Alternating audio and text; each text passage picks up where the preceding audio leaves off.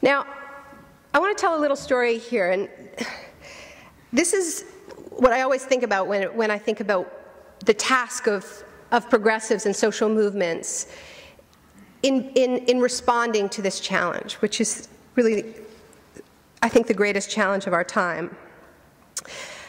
This happened 6 years ago when I went on an unusual field trip. Many of you, I hope, are familiar with the work of Arthur Manuel.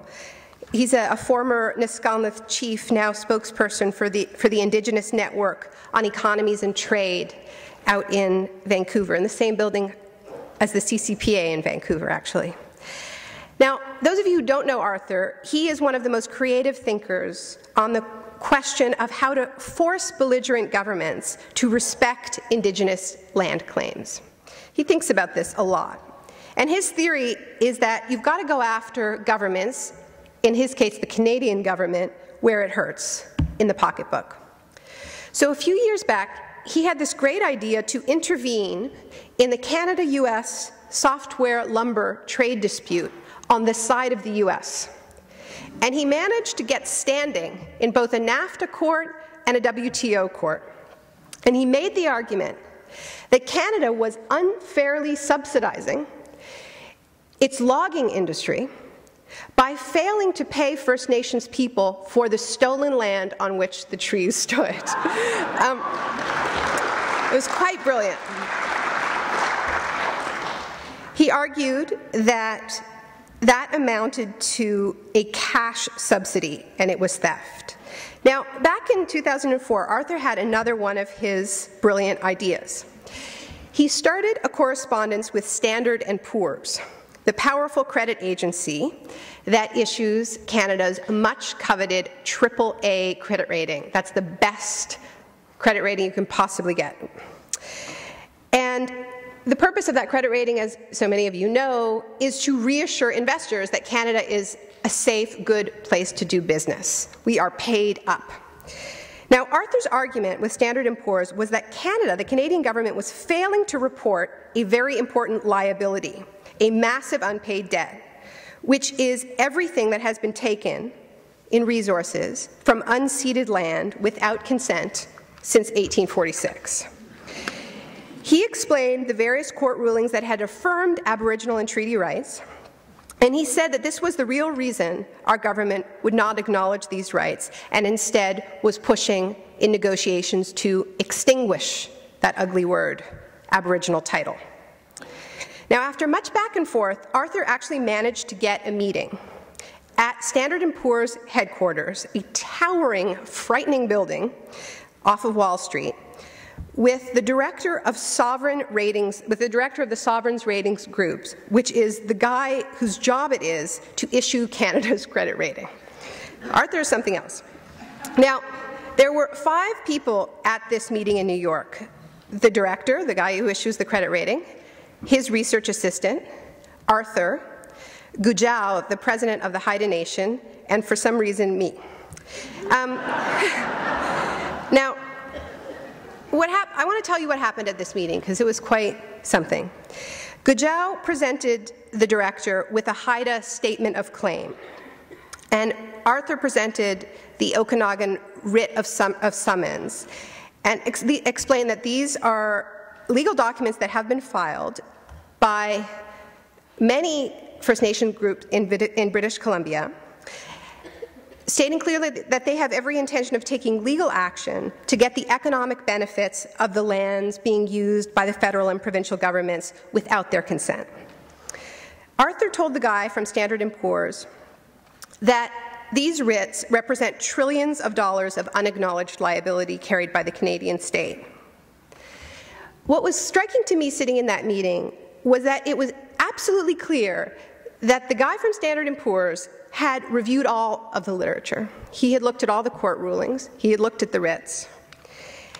And he was entirely up on all the treaty negotiations.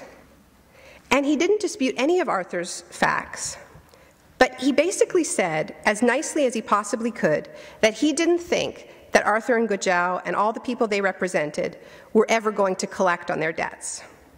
In short, he had made a calculation, and they're in the business of making calculations, that no matter what the courts said, the force of the Canadian state would not enforce those claims and would likely be used to oppose them.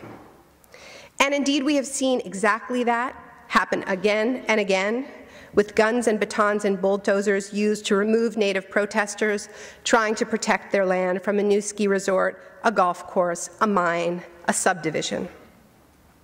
At one point, when Gujau was telling the Haida story, the younger guy from S&P, the assistant, literally fell asleep. Now, Gujau, and you have to remember, this is one of our most respected Native leaders, stopped what he was saying, and he looked at the guy, and he just asked if he was tired. It was actually heartbreaking to witness, but it provides an important reminder. In the real world, who gets paid back is not about science and it's not about the law, it's about power. Those who dismiss the climate debt argument are essentially saying, you and what army? How are you going to make us make good? So if there is such a thing as a climate justice movement, and I believe there is, and I believe that it's growing, and I saw it myself, its job is to somehow change this poisonous dynamic, that poisonous arrogance, inside our own countries and between nations. The way to change those dynamics is not with raw force, as our adversaries do, but through organizing, by putting some movement muscle behind these legitimate demands. I like the way Bill McKibben, the wonderful author and founder of 350.org, puts it. He says this: our goal is to get all the support we can behind the most vulnerable poor nations on the planet. They're showing unbelievable courage in sticking up against the pressure from the US and others. They're demanding their survival be taken seriously. We're trying to provide the armies they lack, mobilizing civil society behind the science and behind survival. So that's what the next couple of years will be about.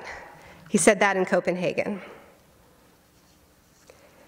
The climate debt movement in the Global South has been very clear that the most important form of reparations is not money. It's stopping the crime in progress by dramatically cutting our emissions.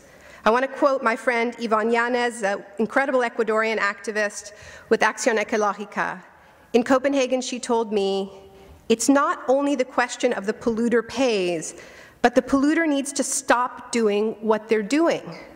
That is justice. In Canada, that justice means one thing: shutting down the crime scene known as the Alberta tar sands.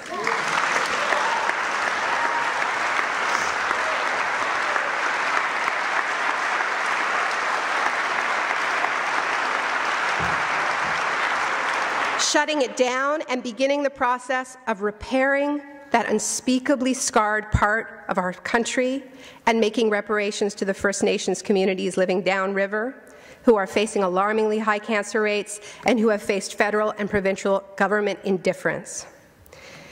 If we are to have any hope of achieving that ambitious goal, and this is not just rhetoric, we need to focus on why our government has felt so very free to thumb its nose at the world when it comes to Kyoto. Now, I think you've all heard the stats. We promised that we were going to cut emissions. We pledged this under Kyoto, supposedly a legally binding agreement, that we would cut our emissions by 6% below 1990 levels by 2012. We have, at the time of Copenhagen, the statistic was that we had increased our emissions by 26%. This figure has just been modified. We have increased our emissions by 35%. We were supposed to cut them by 6%. We have increased them by 35%. No other country in the world has a record like that. The Harper government has just announced that it is lowering its previous emission pledges. They appear to be daring the rest of the world to stop them.